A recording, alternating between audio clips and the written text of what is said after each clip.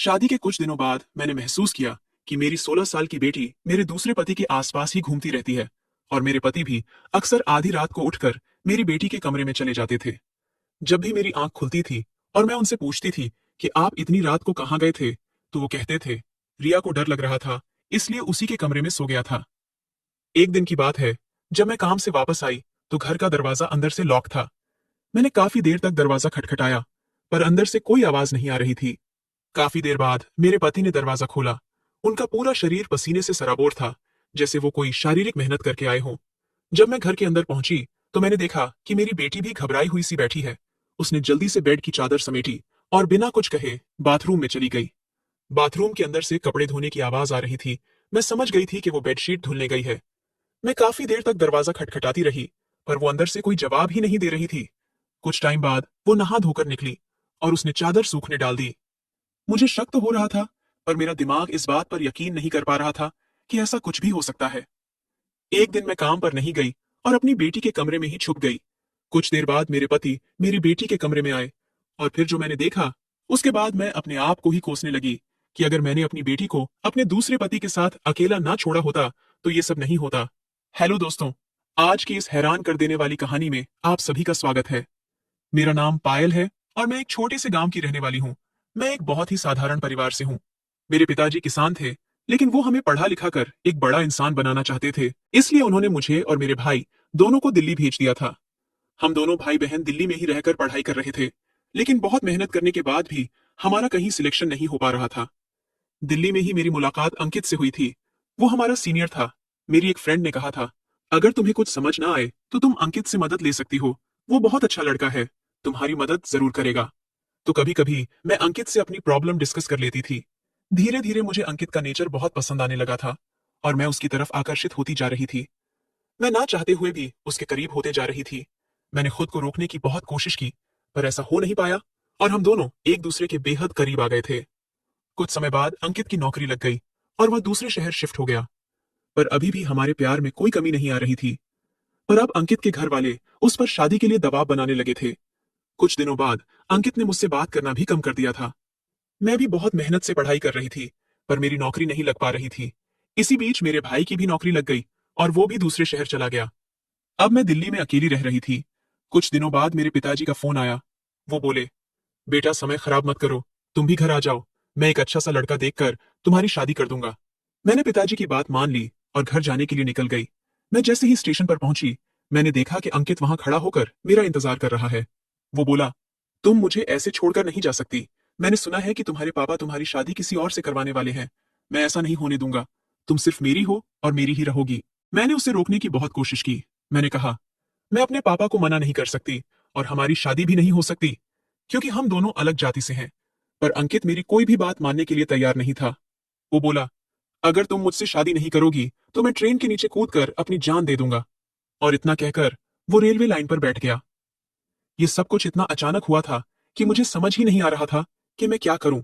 अब मुझे अंकित या पापा में से किसी एक को चुनना था, इसलिए मैंने अंकित को चुना और हमने एक मंदिर में शादी कर ली।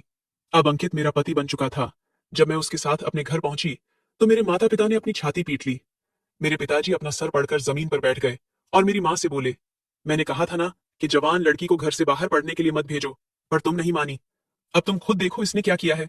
ये पूरे समाज में हमारी नाक कटाकर आई है। उसके बाद मेरे पापा ने मुझे कुछ नहीं बोला और ना ही वो मेरी किसी बात का जवाब दे रहे थे। मेरी माँ भी बस रोए जा रही थी और कुछ भी नहीं बोल रही थी।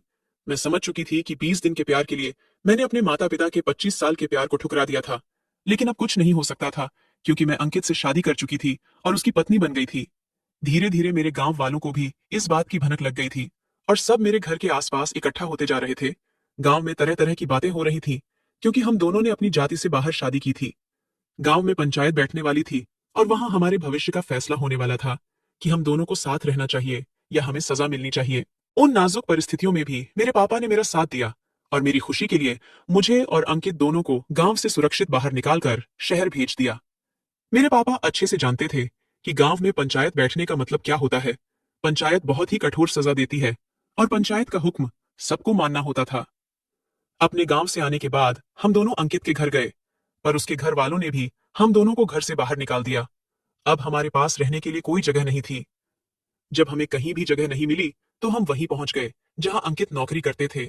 मैं अंदर से परेशान तो जरूर थी, लेकिन इस बात की खुशी थी कि मैंने अपने प्यार से ही शादी की है और भविष्य में अपने पापा से भी मिलने की उम्मीद थी। दिन ऐसे ही गुजर रहे थे, मेरा और अंकित का प्यार बढ़ता ही जा रहा था। फिर वो दिन भी आया जिस दिन का हर पति पत्नी को इंतजार रहता है। हमारी जिंदगी में हमारी बेटी रिया आई। वो दिन हमारी जिंदगी का सबसे अच्छा दिन था। जब रिया पैदा हुई थी तो मेरे पापा पहली बार मेरे घर आए थे। हम सब बहुत खुश थे।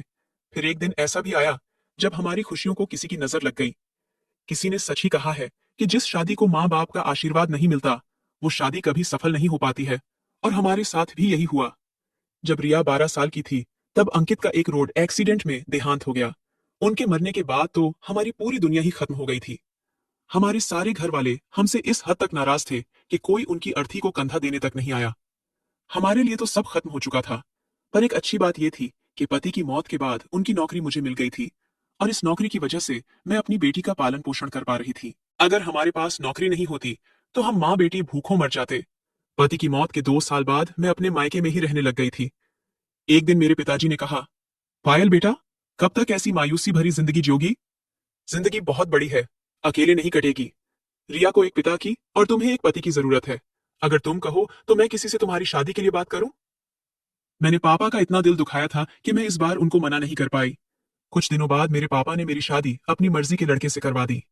वो एक प्राइवेट कंपनी में नौकरी करते थे और हफ्ते में सिर्फ 3 दिन ही काम पर जाते थे और मेरी छुट्टी सिर्फ संडे को ही होती थी। शुरू में हमारे बीच सब अच्छा चल रहा था और 3 साल हंसी खुशी से निकल गए। मेरी बेटी रिया भी 16 साल की हो चुकी थी और अब मुझे उसकी भी चिंता होने लगी थी। वो अपने सौतेले पिता के साथ कुछ ज्यादा ही घुलने मिलने लगी थी। अगर उसे कहीं बाहर भी जाना होता था तो अपने पापा के साथ ही जाती थी। यहाँ तक कि मेरे दूसरे पति कभी कभी अचानक रात में उठकर उसके कमरे में चले जाते थे और वहीं रात बिताते थे। कुछ दिनों तक तो मुझे ये पता ही नहीं चला, पर जब एक सुबह मैं सोकर उठी तो मैंने देखा कि मेरे पति मेरी बेटी के कमरे से निकल रहे हैं। उनके उठने के बाद मेरी बेटी बेडशीट की चादर उठाकर बाथरूम में चली गई और फिर नहाकर बाहर आई। पहले दिन तो मुझे शक नहीं हुआ, पर अब ऐसा रोज ही होने लगा था और मैं सामने से कुछ पूछ भी नहीं सकती थी, क्योंकि यह आदमी बेशक मेरा दूसरा पति था, लेकिन रिश्ते में तो रिया उसकी बेटी ही लगती थी। अब मैं बहुत परेशान रहने लगी थी, क्योंकि मुझे समझ नहीं आ रहा था कि मेरी पीठ पीछे ऐसा क्या होता है कि मेरी बेटी को रोज ही बेडशीट की चादर धुलनी पड़ती है। एक दिन मैं जानबूझकर दोपहर को जल्दी घर आ गई। उस दिन मेरे पति की छुट्टी थी और वो ऑफिस नहीं गए थे। मैंने काफी देर तक दरवाजा खटखटाया, पर अंदर से कोई आवाज नहीं आ रही थी। मैंने देखा कि मेरे पति की बाइक अंदर ही खड़ी है। इसका मतलब वो ऑफिस नहीं गए हैं। इसके बाद मैंने जोर जोर से दरवाजा पीटना शुरू कर दिया। काफी देर बाद मेरे पति ने दरवाजा खोला। उसका पूरा शरीर पसीने से सराबोर था, जैसे वो कोई शारीरिक मेहनत करके आए हों। मैंने गुस्से में पूछा, आप इतनी देर से क्या कर रहे थे? वो बोले, हमारे घर पर पानी नहीं आ रहा था, इसलिए मैं टंकी ठीक कर रहा था। मैंने कहा, वो सब तो ठीक है, पर रिया कहाँ है? वो तो दरवाजा खोल सकती थी ना। उन्होंने हड़बड़ाते हुए कहा, रिया नहाने गई है, और इतना कहकर वो अंदर चले गए। पर मुझे उनकी बातों पर भरोसा नहीं हो रहा था, क्योंकि थोड़ी देर पहले ही उन्होंने कहा था कि टंकी खराब हो गई है, पानी नहीं आ रहा है, तो फिर रिया बाथरूम में क्या कर रही है?